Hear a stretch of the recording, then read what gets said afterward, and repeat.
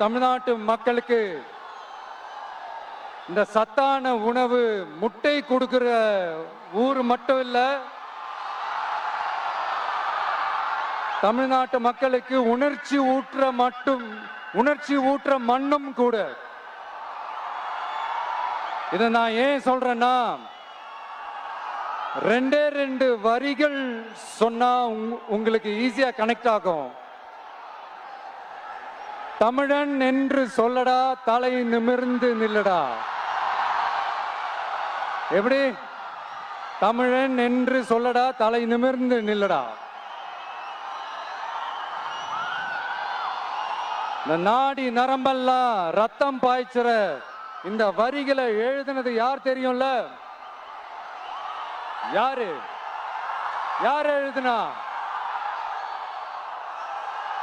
Vijayakanth sir சொன்னாரு. ஆனா நம்ம அண்ணன் கேப்டன் அவர்களுக்கு மட்டும் இல்ல, நமக்கும் சேர்த்து எழுதின இந்த வரிகளை யார் எழுதினது தெரியும்ல?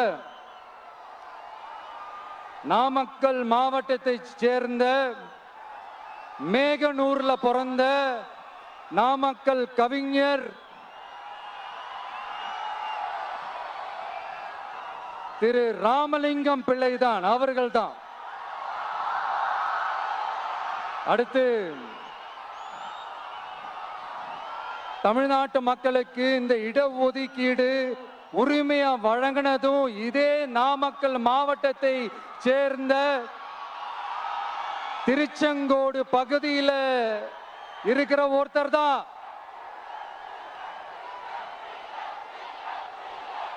நம்ம சென்னை மாகாணத்தோட முதலமைச்சரா இருந்த சுப்பராயன் அவர்கள். அவர்தான் அந்த மாபெரும் மனிதர்.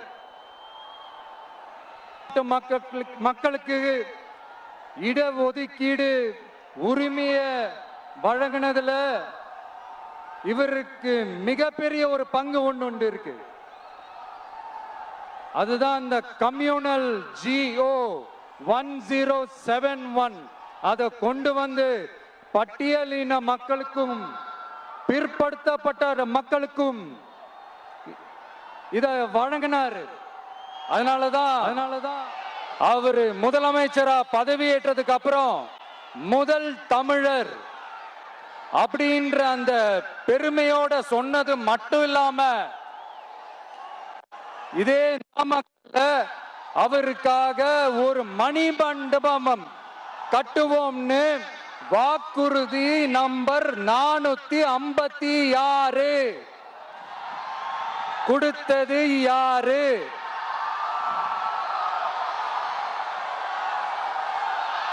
சொன்னாங்களே, செஞ்சாங்களா? ஒரு படத்துல நம்ம வடிவேல் சார் இந்த எம்டி பாக்கெட்டை எடுத்து இப்படி காட்டுவார் தெரியுமா? அந்த மாதிரிதான் ஒவ்வொரு வாக்குறுதியும் படிச்சுட்டு அந்த எம்டி பாக்கெட்டை இப்படி நம்ம காட்ட வேண்டியதுதான். இப்ப நம்ம அந்த நாமக்கல் மாவட்டத்துல வாக்குறுதிகளா அது செய்வோம் இது செய்வோம்னு நிறைய சொன்னாங்களே, அதுல ஒரு சின்ன லிஸ்ட் மட்டும் இப்ப நம்ம பார்ப்போம். ஒவ்வொரு ஒன்றியத்திலும் தானிய சேமிப்பு கிடங்குகள் அமைக்கப்படும். இவை உலர் களங்களுடன் கூடிய கொள்முதல் நிலையங்களுடன் இணைக்கப்படும்னு வாக்குறுதி நம்பர் 50.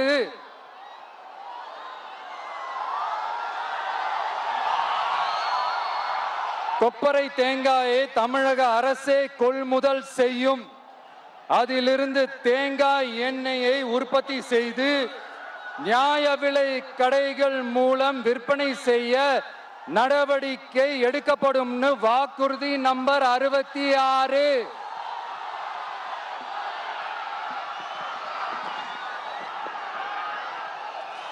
நியாய விலை கடைகளில் நாட்டு சர்க்கரை, வெல்லம் ஆகியவற்றை விநியோகம் செய்ய நடவடிக்கை எடுக்கப்படும். வாக்குறுதி நம்பர் 68.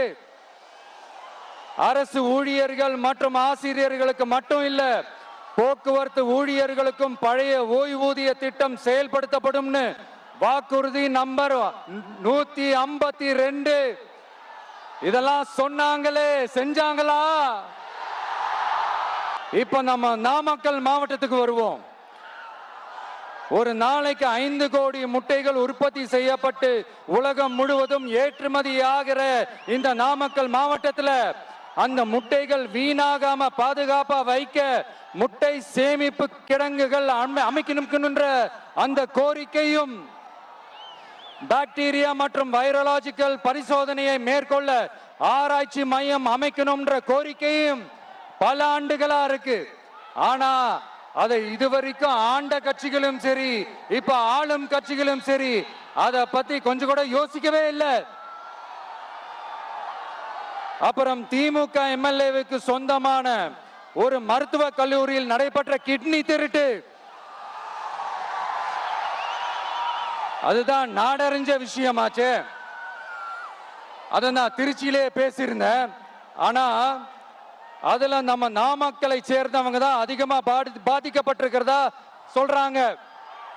அதிலும் குறிப்பா விசைத்தறியில் பணிபுரியும் ஏழை பெண்களை குறிவைத்து அந்த கிட்னி திருட்டு நடந்திருக்குன்னு சொல்றாங்க.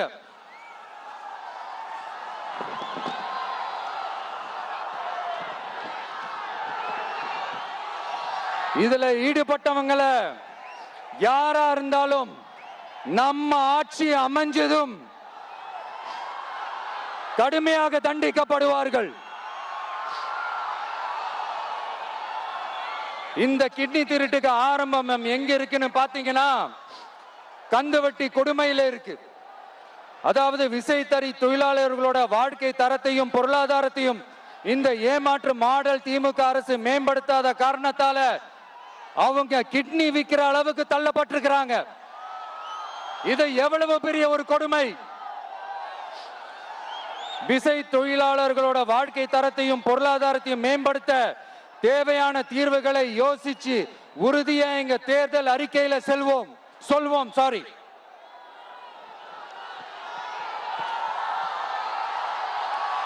நான்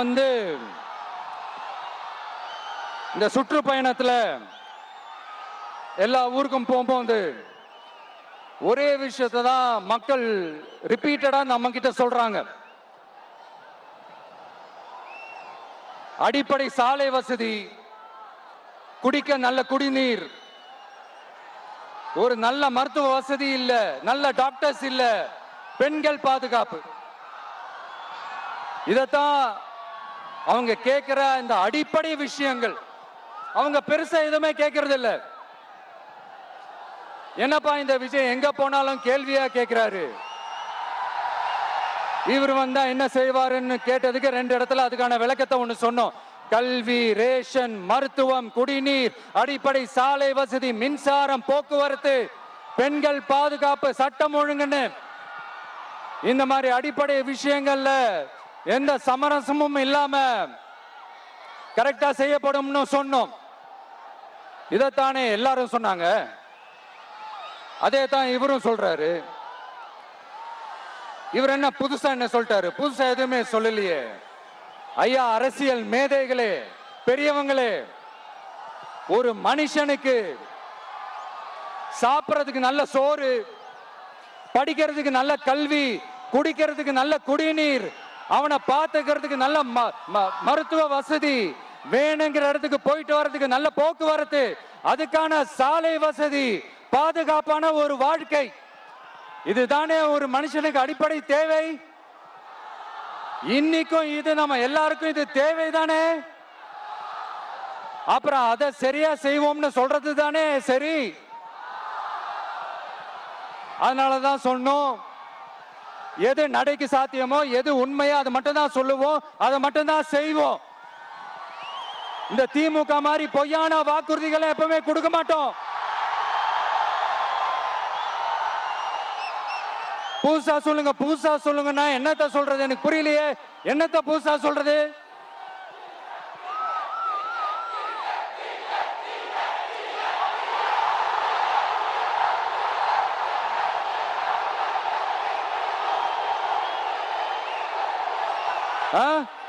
புதுசா என்னப்பா சொல்றது? செவ்வாய் கிரகத்துல ஐடி கம்பெனி கட்டப்படும், காத்துல கல்வீடு கட்டப்படும், அமெரிக்காவுக்கு ஒத்தடி பாதை போதப்படும், வீட்டுக்குள்ளே ஏரோப்ளேன் ஓட்டப்படும். இந்த மாதிரி அடிச்சு விடுவோமா? நம்ம சிஎம் அவர்கள் அடிச்சு விடுவாரு, அந்த மாதிரி அடிச்சு விடுவோமா?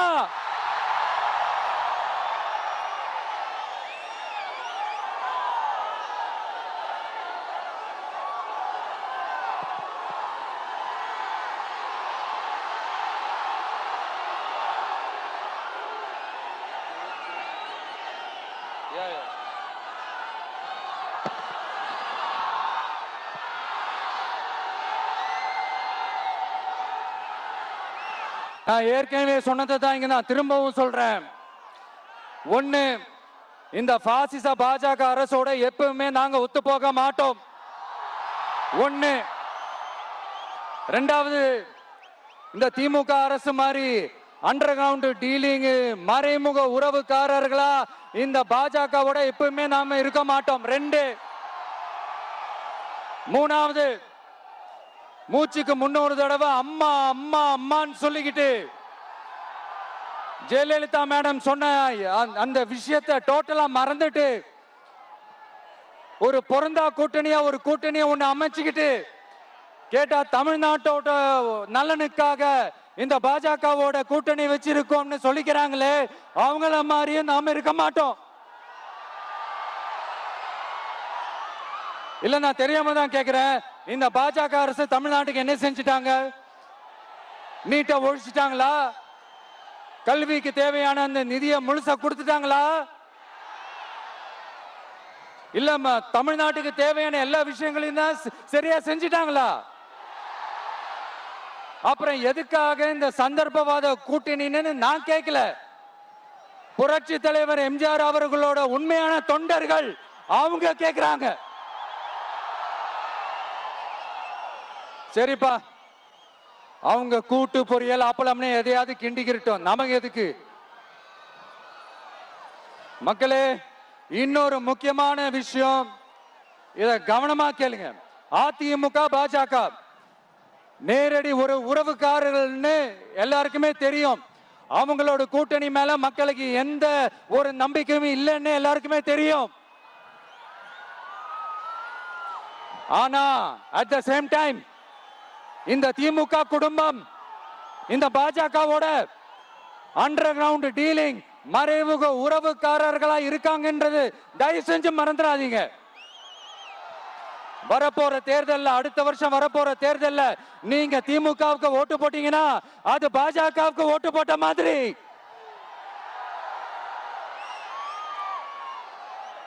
வெளியில அடிச்சுக்கிற மாதிரி அடிச்சுப்பாங்க, ஆனா உள்ளுக்குள்ள வேணாம். மக்களே, ஜாக்கிரதை, யோசிங்க.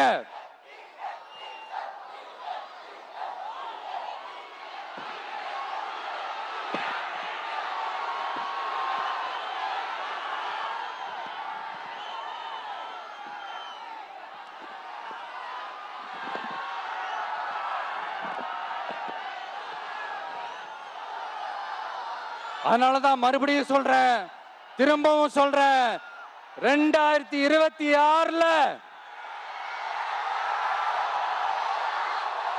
ஒண்ணு, இன்னொன்னு, ஒண்ணு, இன்னொன்னு. அதாவது ஒண்ணு, மாபெரும் மக்கள் சக்தி கொண்ட எளியோரின் குரலா இருக்கிற களத்துல இருக்கிற டிவிக்கு, இன்னொன்னு கொள்கை என்ற பேர்ல மக்களை ஏமாத்திக்கிட்டு கொள்ளையடிச்சுக்கிட்டு தமிழ்நாட்டை ஏமாத்துற இந்த டிஎம்கே. இந்த ரெண்டு பேருக்கு நடுவுல தான்